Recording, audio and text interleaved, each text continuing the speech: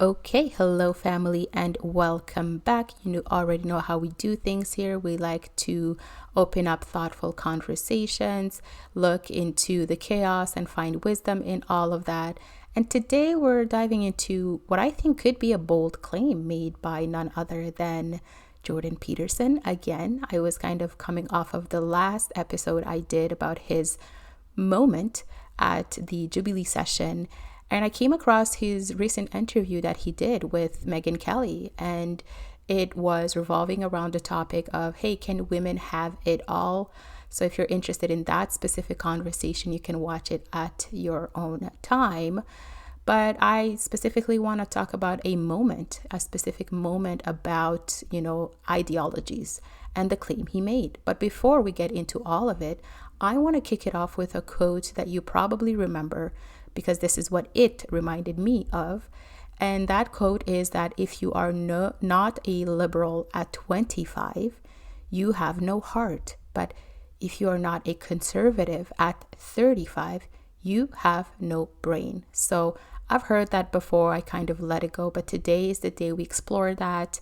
It points to the same idea, this same sentiment of Jordan Peterson's claim that comes up again and again. I want to know if that's all true. I want to provide you with my opinion, but I am also interested to know what you think. And as always, I want to sprinkle it with a little bit of faith talk. So stay tuned, hear me out. It's just a thought.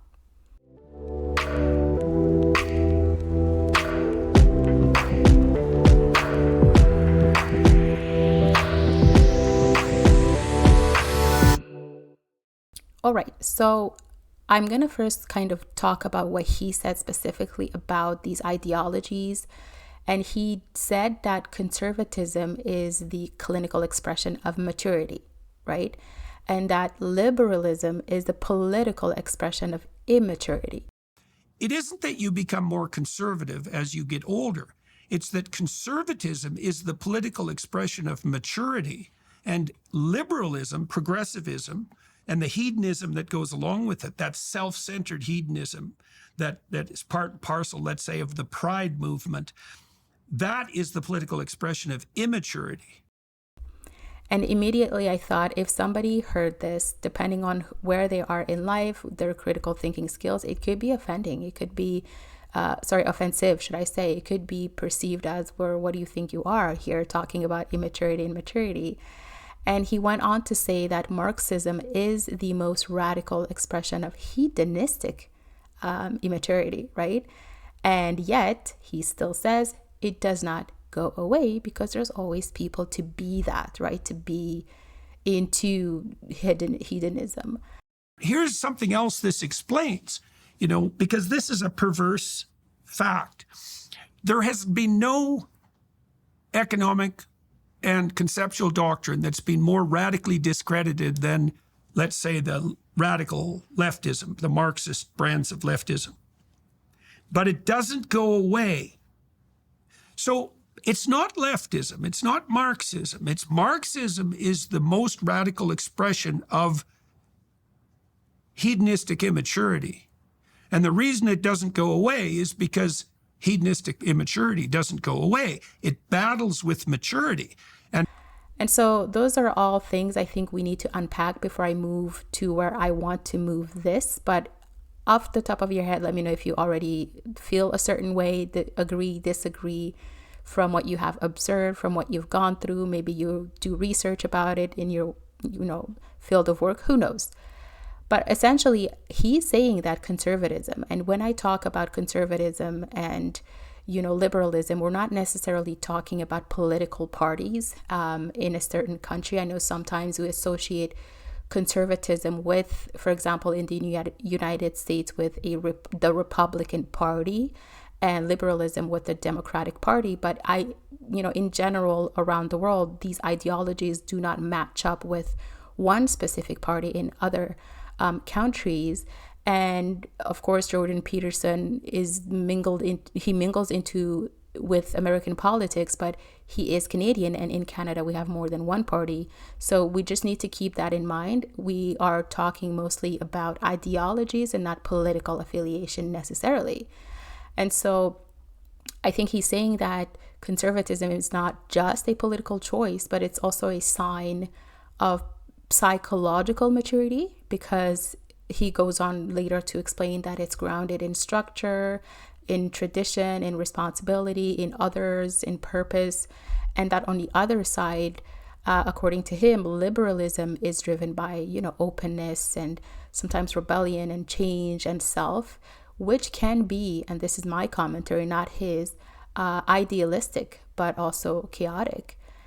And later on, he does explain that in his view, it's a full-blown, for example, when speaking of the left side, very, very left, like Marxism, it's a full-blown rejection of discipline in favor of like instant gratification, which he ties to hedonism, right? And so I do know that he talks in his book that went viral, that was called 12 Rules for Life. I did read that book because I was interested. He does talk a lot about, instant gratification and hedonism. And for those of you who are a little bit younger, maybe you're kind of trying to grasp what I'm saying here, but he talks about hedonism, and hedonism typically is a mindset where you're the goal, like your pleasure is the goal. You're avoiding discomfort at all costs. It's about doing what feels good in the moment, regardless of, long-term consequences. So again, that's his view. So I want to know, is he just saying things? Is he ranting? Do you agree? Do you disagree? Is there any kind of data that backs this up? And of course, how does this all tie into what I like to talk about, which is, religious worldview, faith, conversation, critical thinking. So let's look at what the data says, if anything. I spent a little bit of time looking into maybe what studies have been done. I know that the American Journal of Political Science kind of talked about how the older people get, they do tend to have more conservative views, but it could also just be due to generational differences and not the fact that you're aging. And in other words, it was explaining, and this is from I think the study was called Generational versus Age Effects, if I'm not mistaken. But in other words, it was mentioning that people often stick with the beliefs that they formed when they were younger. And so today's older generation may have just grown up more conservative than, for example, Gen Z. I'm not sure about all of that. I'll talk about what I think in the future. There's also the Pew research that showed that millennials and the Gen Z are more liberal now than same age people earlier on in time. What else did I see?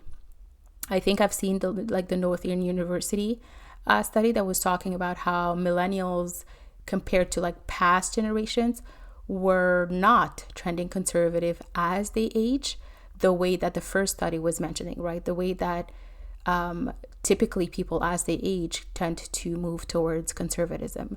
And it also was distinguishing a little fact here that maybe it's because millennials, so that's me, because millennials have faced different social and economic realities. I'm not sure which very, very different social and economic realities. I'm of the opinion that the eras are different because they're different, and I'm not sure that us millennials have a profile that is distinctively unique. I think things change all of the time, but I might be wrong on that. Who knows? So let's just talk about what all of that means.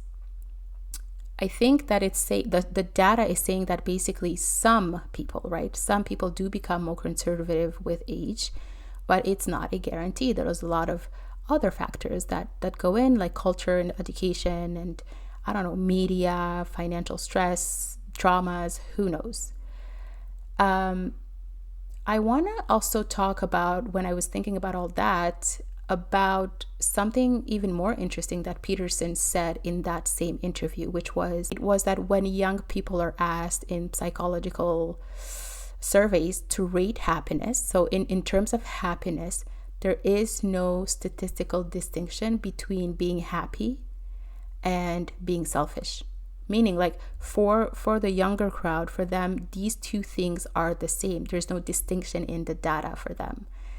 And let that, sit for a minute, because what he is suggesting is that for a lot of young people, feeling good and being self-centered are one and the same. Feeling happy, being happy, and being self-centered are one and the same. And that says a lot, I think, about where happiness is rooted in very early life, all the way to young adulthood. It's like, I'm happy when I get what I want.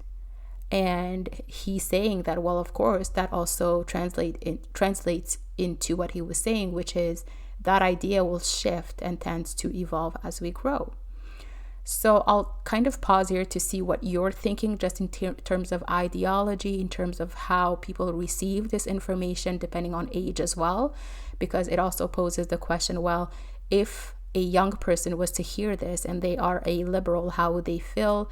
If an older person was to receive this and they're conservative, how would they feel? And what about the opposite two scenarios? And so I want to kind of let that up in the air to see what you think about this claim and what your experiences are.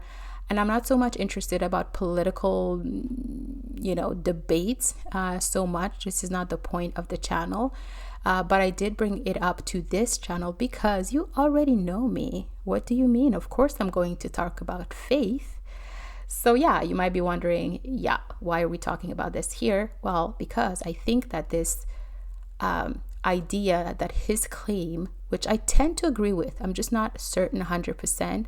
I think there's nuance, but I tend to agree with what he is saying in terms of ideology, regardless of the current situation we're in the US, in Canada. That's not what I'm touching on. I repeat, that's not what I'm touching on.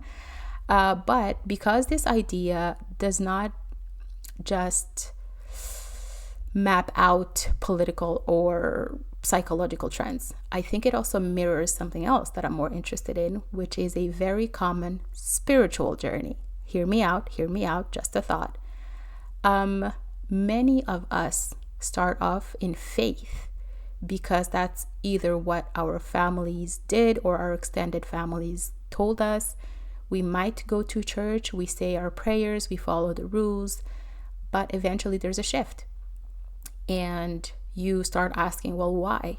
You want to break free, you want to test boundaries, you want to live your life, you want to be free. You start being in contact as you grow from early childhood to maybe school years. You come in contact with other people who also have been raised by their parents and families with other worldviews.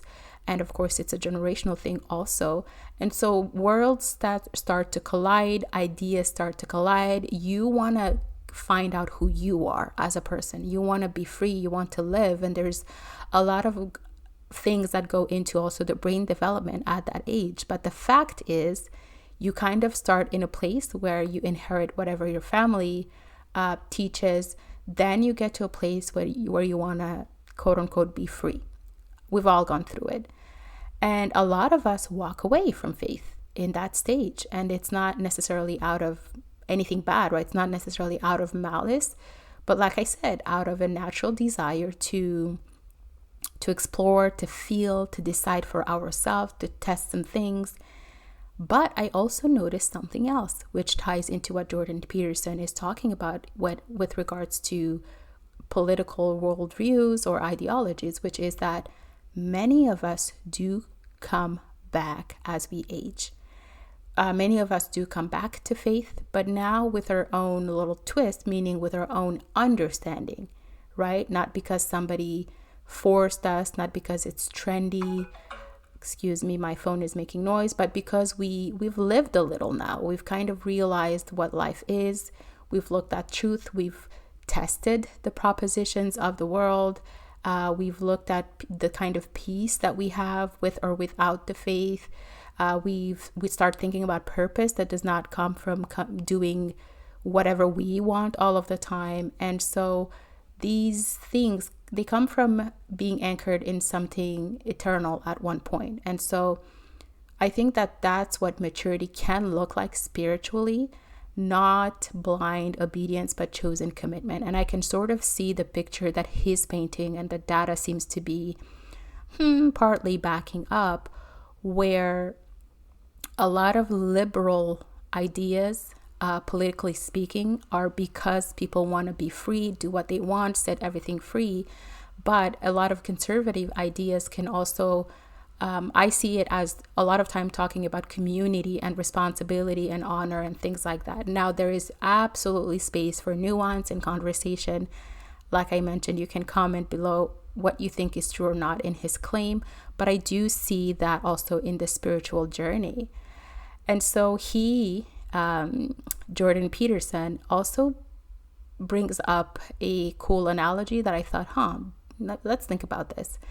And so he brings up Pinocchio at some point in the conversation when he's trying to illustrate this. And he talked about, remember on Pleasure Island, it's like this fantasy land where the boys can do anything that they want. And, there's no rules, there's no consequences. It's just like a lot of fun. But in the end, that freedom turns out to be, I guess, slavery. And they turn into like some donkeys and they get sold off, whatever. So it's cartoon logic, I get it, but it is real life truth, as I've been mentioning in the very last episode I did about Pop the Balloon, and then I had made an episode earlier on about the things that are taught to women. And I'm gonna keep saying this until you guys are tired of hearing it, but it's that the more freedom we seem to have, the more bondage we seem to be in. And it's a hard truth to accept, but I did realize it on my own at some point when, you start living life a little. The more freedom you seem to have, the more freedom the world tells you do have. It seems like we are in slavery to other things that are at that moment are born.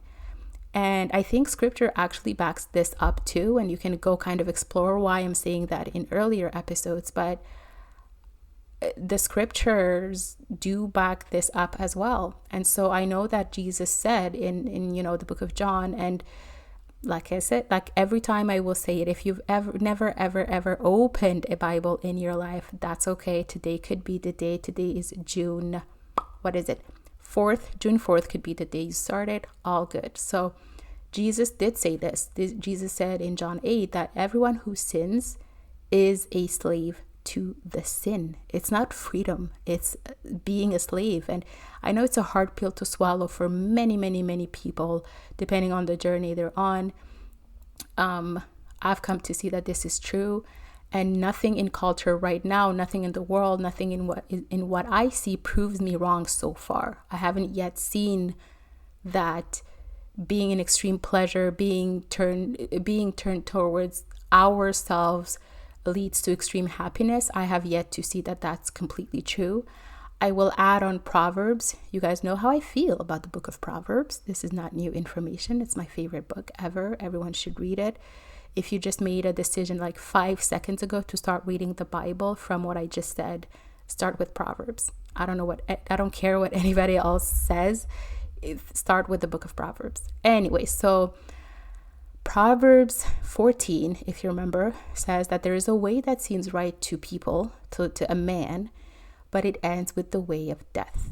Now, not to be mega dramatic, but it is facts, meaning typically when we are oriented towards pleasure, it often ends in a lot of problems, all the way up to death. Slightly lighter could be addictions, could be bad relationships, could be inability to function without any pleasure enhancers. It could be turning into like highly selfish people, unable to do anything. So it's a lot that comes with entire freedom. And there's also a question all the time of where does your freedom stop and mine start then? Where does my freedom stop and yours start? It's a lot. And so I think, and I've said this before, that freedom without boundaries always promises more than it actually delivers. I've said this before. It always promises more than it actually delivers. And I think that real freedom, meaning the kind that is sustainable, I know, boring word, but the kind that is sustainable is not found in chasing pleasure. It's just not. It's found in living for something greater than ourselves. And if you don't believe me, test it. That's my opinion. But of course, like I always say, I'm open to conversation. I'm open to hearing what you guys think. I'm open to maybe finding out new things I was not aware of, or hearing testimonies of exactly what I'm saying or the exact opposite of what I'm saying. I don't want things to be one-sided here. And so the question, like I said at the beginning, as we age, we hopefully move from what feels good to what matters. I think from me to us, from selfishness to service. Most of us, we kind of start securing our identity. There is a little bit of reduced anxiety, as Jordan Peterson was saying in that episode, and we kind of start all focusing on purpose. There's a place in time, I guess there's a spot in time as we age where we start asking ourselves questions about, why am I here? What am I here for? And rarely do people not get there to that question. And so I think Dr. Peterson's broader point, not to talk for him, but this is what I got, is that maturity is not just about getting older, but it's about reordering our values. And from a Christian lens, this is my opinion, not his, from a Christian lens, I think that's exactly what we are called to do. Jesus doesn't say, hey, do you, boo-boo, do what makes you happy. He says, yeah, take up your cross and follow me. And that right there is purpose, but it's also obedience, and it's also maturity. Nobody's forcing you to pick up Christianity today. Nobody's forcing you to choose Jesus today, but you have millions of people that are proposing, hey, find out why there's greater purpose and pleasure and life, long eternal life when you do it. And so that's kind of how I see the statement he made, and that's how my mind went with it. But maybe I'm just crazy too. Maybe I just like to go that far with a simple statement. Who knows? So here's my question to you before I stop yapping and let you go. First of all, have you noticed yourself getting more grounded in any way? And maybe, who knows, in terms of ideology, more conservative as you have gotten older? Have you noticed the opposite? What's up with the people around you? What do you notice about them? Do you also think, or don't think, that maturity always means moving away from this quote unquote freedom as the world defines it?